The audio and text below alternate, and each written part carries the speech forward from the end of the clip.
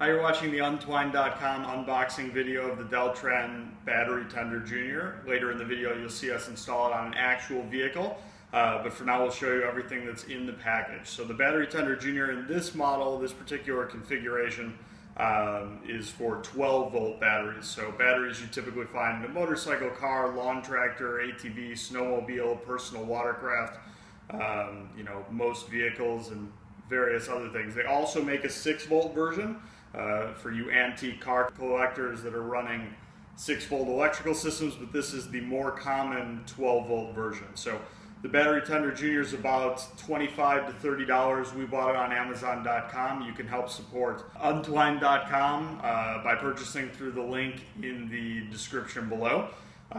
So the Battery Tender Junior is very nice and compact. Shows you everything you need on the one LED that we'll talk about a little later. Weighs about a pound, 12-foot cord, a little short for my liking. I have a few that I use on other vehicles.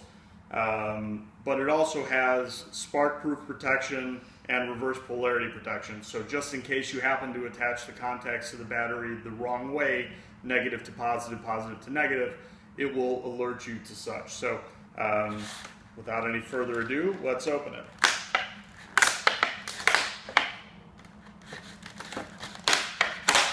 It does have a 5-year warranty from Deltran against typical things, manufacturer defects and whatnot.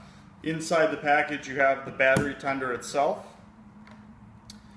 a lead for connecting it to the vehicle, and then of course standard alligator clips, battery alligator clips, in the event that the leads don't fit on your vehicle. So everything Battery Tender makes, at least that I'm familiar with, has this connector on it. I'm not sure exactly what this type of connector is called, but as you can see, the opposite connector is on the lead side. So if you take this protective cover off, you can leave this on the vehicle and then just plug in when it's time to charge, unplug.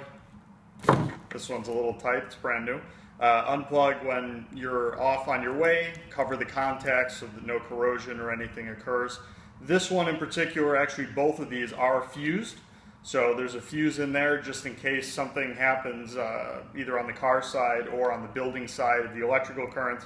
You won't blow up the battery tender, you won't hurt the car, you'll just blow the fuse. So on the battery tender unit itself, as I mentioned, 12-foot cord, one LED light. The LED indicates everything you need to know. So if it's flashing red, the battery's not charging, so most likely it's hooked up incorrectly.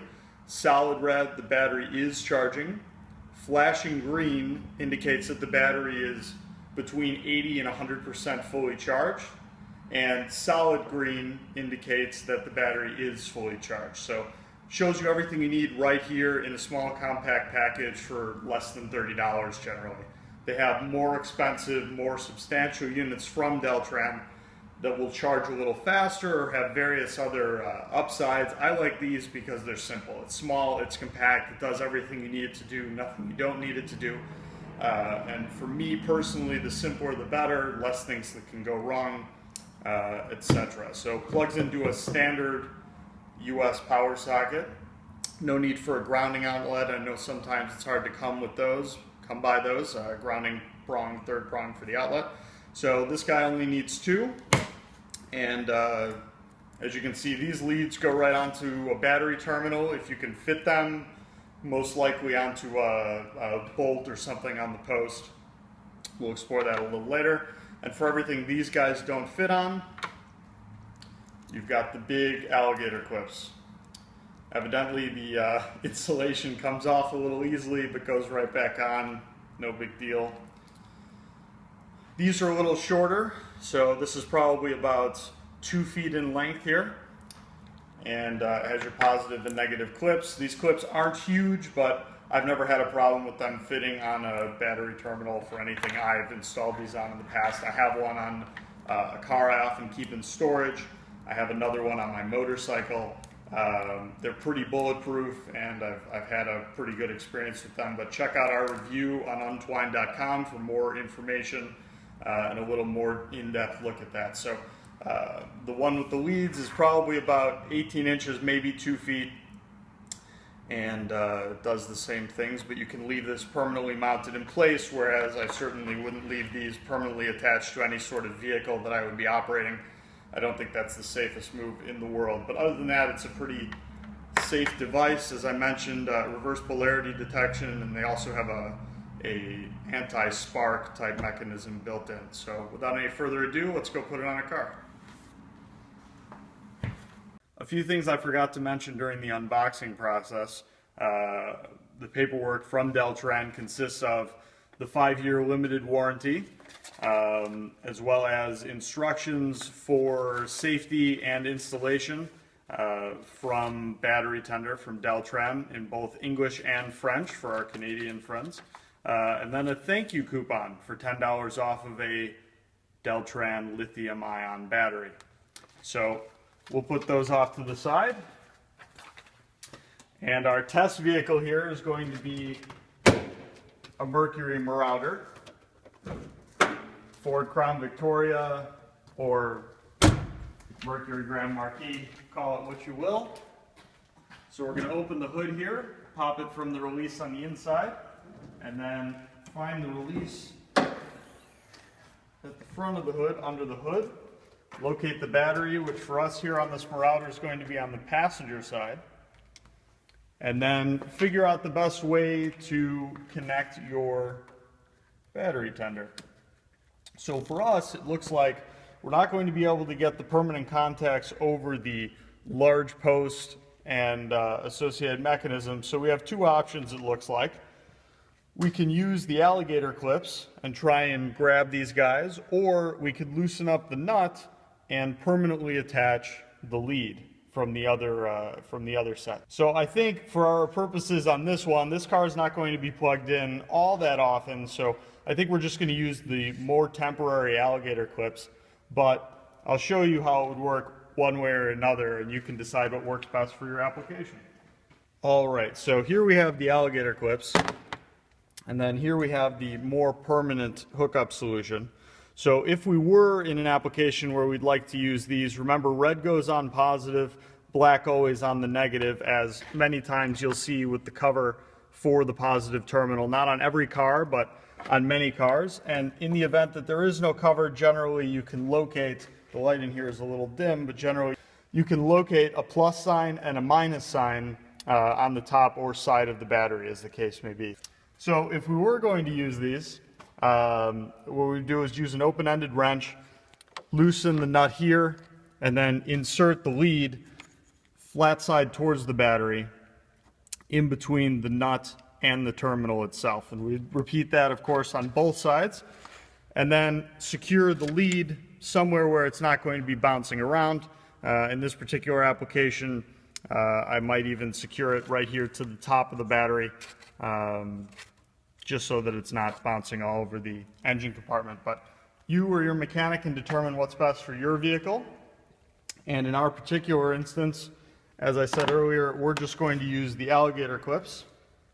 So you might have to pull these a little bit further apart. These are about 15 or so inches apart. And if you need to, you can pull them further. Let's see if it fits as is. So generally speaking, you want to hook up the positive side of the battery first, and it looks like it just barely fits. So we'll see how the contact works. The battery tender, remember, with the LED will show us whether or not it has good contact.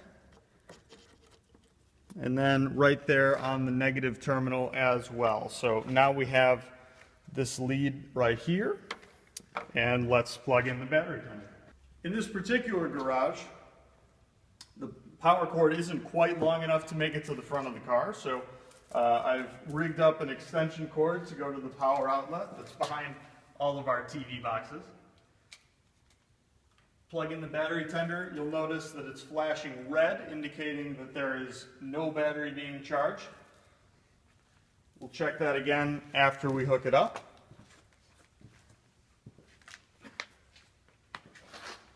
And it looks like, even with the extension cord, it's not quite long enough, so I'm actually going to route it to the opposite side of the car to avoid draping it over the car and causing any damage to the car itself. Alright, so now on this side we've got plenty of room. And we'll plug it in to the connector. Lay that gently on the car, and if you follow this way to the battery tender itself, you'll know that the light is solid red, indicating that the battery is charging. But remember, it's less than 80% charged, because at 80% the light begins to flash green. So it looks like we have a good positive connection.